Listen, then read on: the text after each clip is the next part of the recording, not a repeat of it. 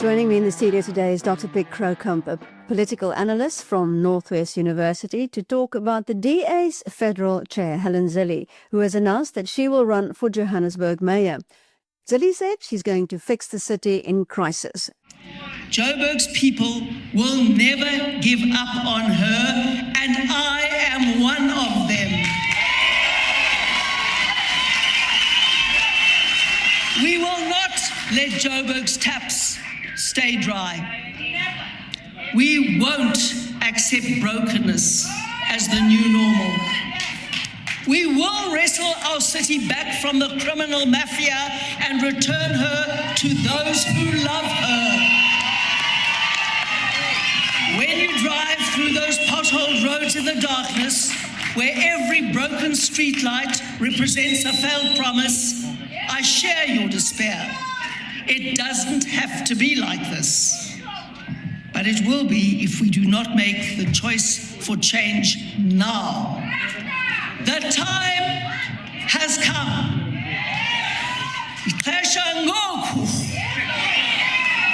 This time it must be different. It is literally now or never. Well, this gives her more than a year to campaign, and it will be a hotly contested race in a city that is falling apart at the seams. So, Piet, welcome.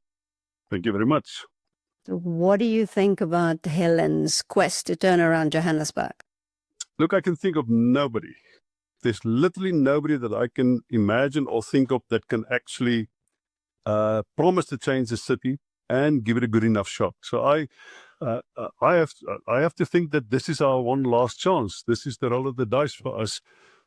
She's got a history, not because I think that they've fixed Cape Town, because Cape Town has got its own problem. This is a very, very different political economy, a very, very different city.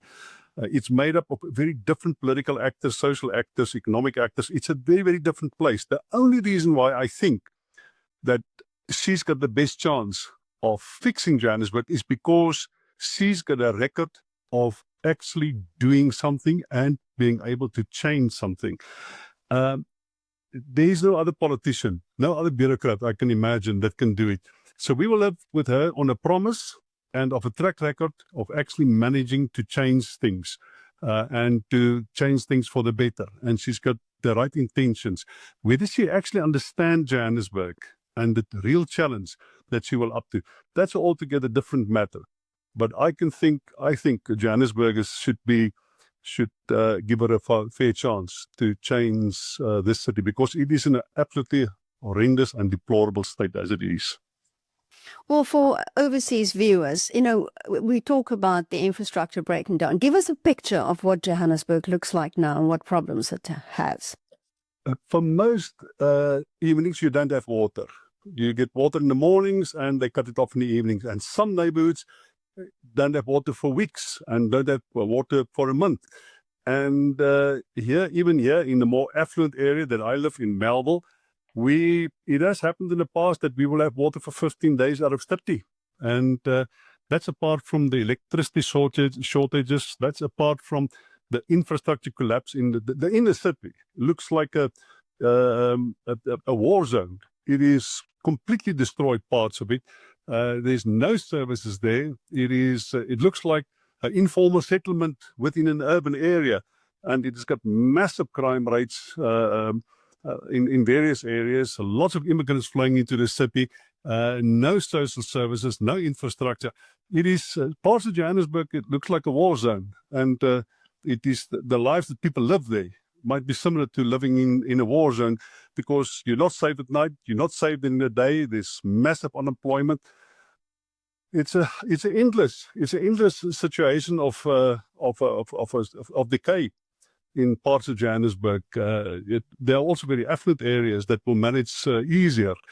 There are some services that might work in more build-up areas, areas that haven't been, I think, tested by inner city decay because of the neglect by ANC government or consecutive governments. Remember, the DA also once governed in Johannesburg, and at the time it was hard for them to make a big change because of the I would say the massive backlog that exists in the provision of services, social services. And then one last thing is, in the value and supply chains of Johannesburg, there are numerous entrepreneurs, mafia-style drug cartel, water cartels, construction mafia cartels operating here.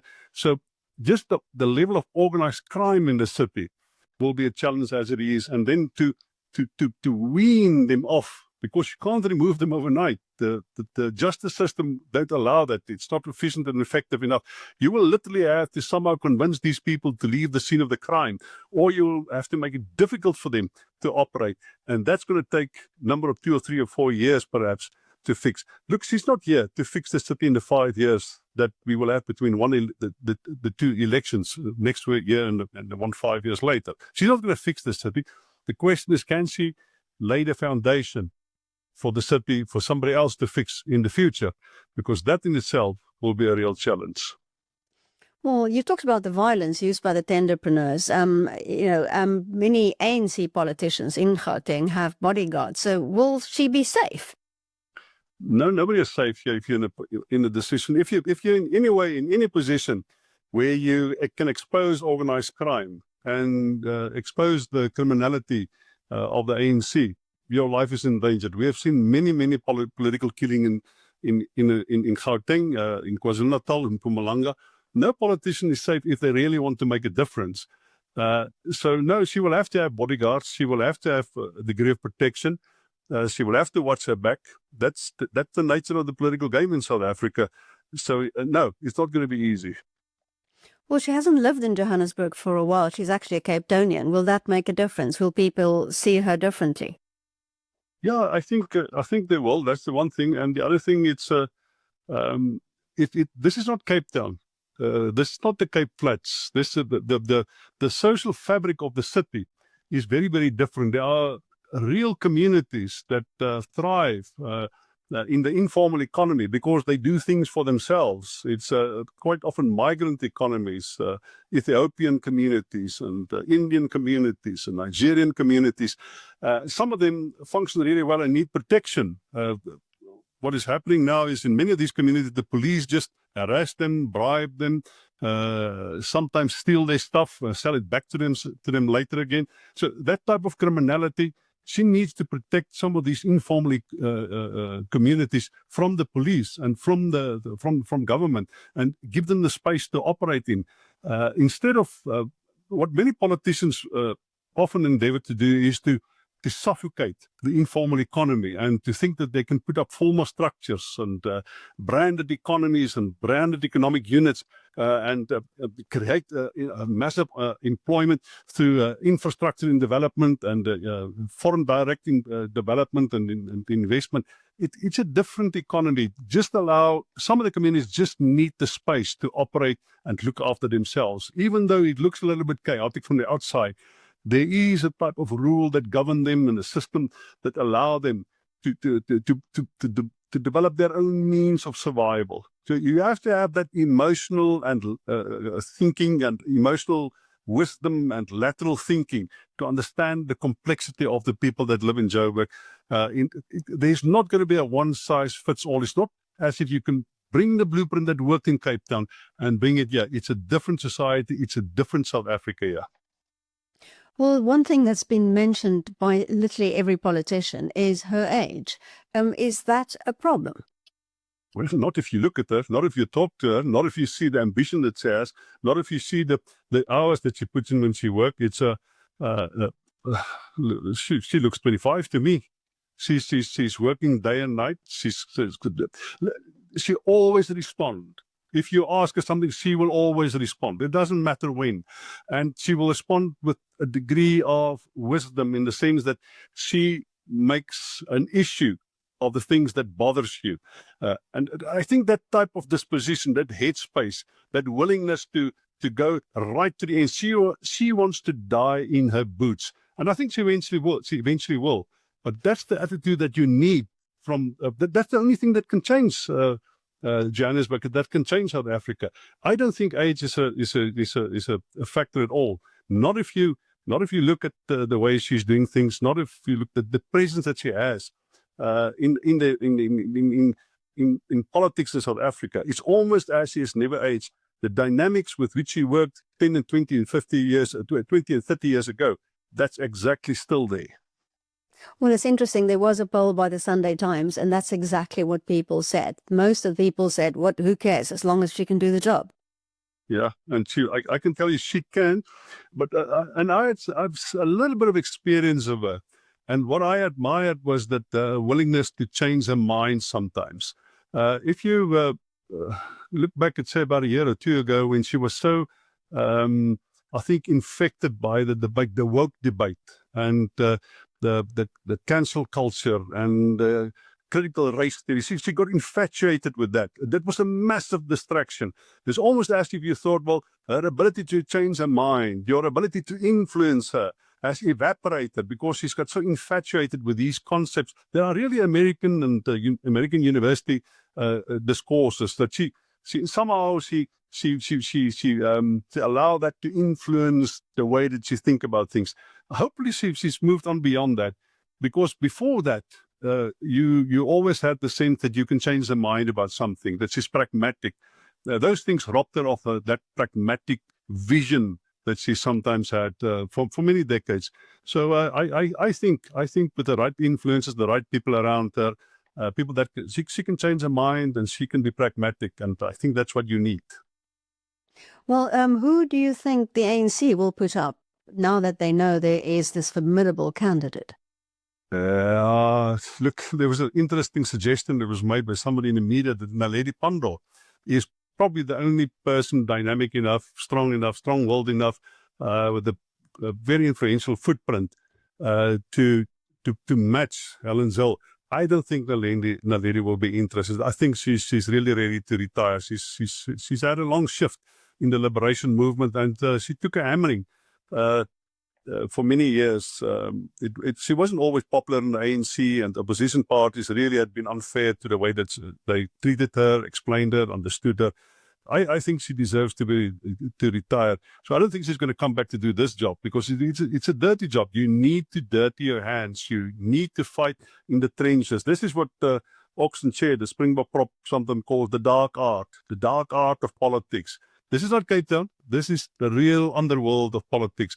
I don't think Naledi wants to do that. So as it is, I think Dada Moreru is probably the only candidate they will have, unless they pick up somebody from somewhere who's willing to stand in for Dada Moreru. But I think Herman Mashaba of Action South Africa might be interested. Kenny Kunene might be, I don't know, maybe he's even interested, or the PA. It's difficult to say who will be the other candidates. I think that nobody has moved in that direction yet to give us some idea of who will be the candidates. But I think Herman Mashaba and Helen Zille will be a contest as it is. You will see that in some of the local government elections that we had in Soweto, there was a bit of an uptick in support for Action South Africa. In the very first election, they did well in Soweto. They also did well in Parkhurst. And then there was a rapid decline in support for that. There's another uptick again. I think it's because Herman Mashaba is now suddenly starting to speak the liberation language. He's lost the ideals of the capitalist economy is now receded into the oblivion of the past. He's now moving into liberation politics. So I think he could be a candidate. I don't think he can match Helen Zille, but I think he will be a candidate. So what kind of factor is the Umkhonto weSizwe party? Look, not much. I think in the last election nationally they got around about 14%. And if you look at the local government elections that we had over the past few months in the Johannesburg area, they didn't make much headway. They didn't improve much on that. In fact, many areas they actually got lower in that. So I don't think they're a big factor, but they will be a factor if there's a coalition. They will join the EFF. They might join Action South Africa. They might join the PA. In other words, that is the real big challenge that Helen has, and that is to build a coalition that exclude these parties, and that will give her the majority that she needs, because she can end up with a relative majority, but that might be very difficult to govern the city with a relative majority. What she needs is a clear majority, or an absolute majority. And as it is, I don't see too many parties, as it is now, that will go into a coalition with the DA.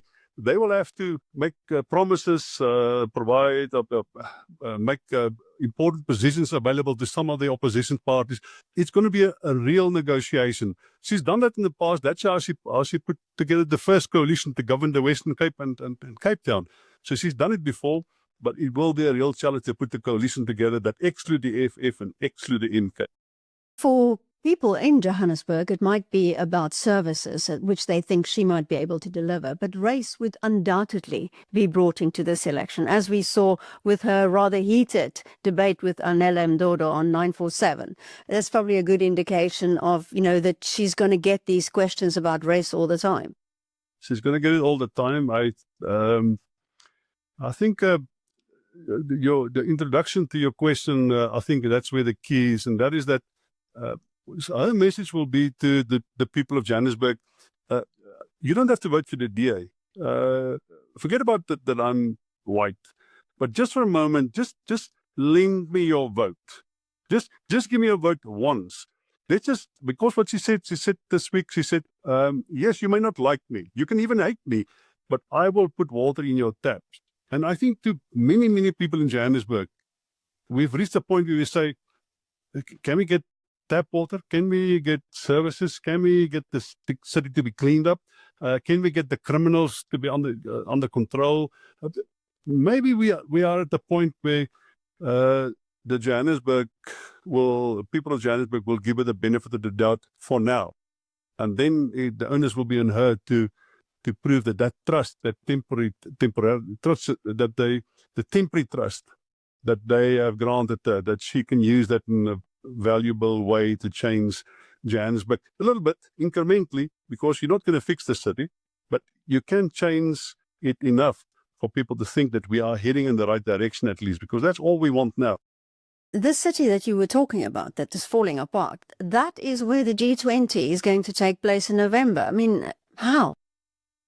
Yeah, we're not going to fix it before November, not nearly. In fact, the president at one stage, he asked Dara Moreira, the mayor, to fix it before the G20.